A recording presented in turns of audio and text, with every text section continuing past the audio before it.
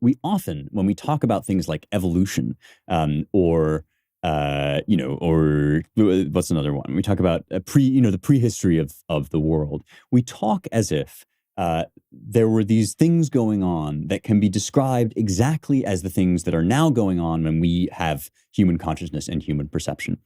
He says we find a fossil, say, in the ground, and we infer from this, right, that there was some sort of animal walking around that looked like the bones in this fossil were its skeleton, right? He points out that at the same time as, geology is leading us to these conclusions, physics is leading us to the conclusion that we have no idea what it would have looked like before there was a human consciousness to observe, right? Even things like time. Well, it took however many gajillions of years, right, for this dinosaur, this primordial muck to produce a dinosaur, right?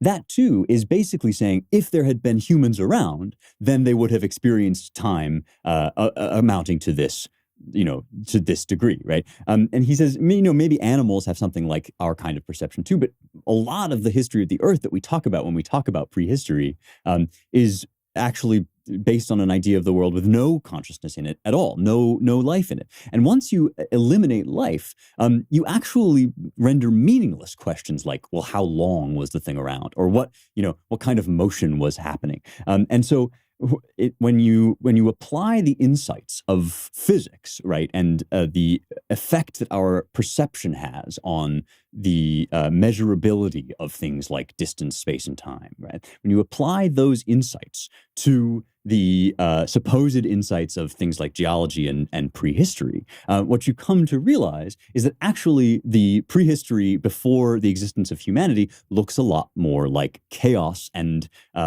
darkness upon the void of the depths, right, than we have been led to imagine. He basically says right now we talk in this kind of bifurcated way.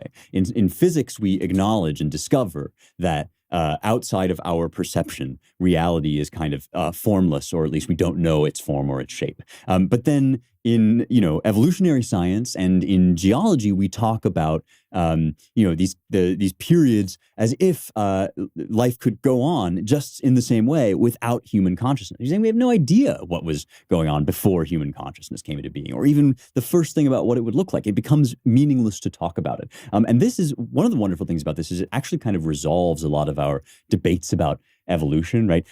You may perfectly well say, well, I infer from this fossil that had human beings been around, you would have seen this and this going on. But you also can say from physics that, in fact, we have no way of knowing. I mean, like one thing you might do with Genesis then is understand it as the description of human consciousness coming into the world, right? That when God creates human consciousness, in some ways, he creates even the prehistory that we infer from the rocks, right? Because he's creating the consciousness that is basically consummating that existence. So yes, perhaps now, right, in retrospect, the Earth has existed for however many gajillions of years. But in point of fact, even talking about it in that language depends upon the existence of the human consciousness. So in some sense, God retroactively creates it when he creates human consciousness.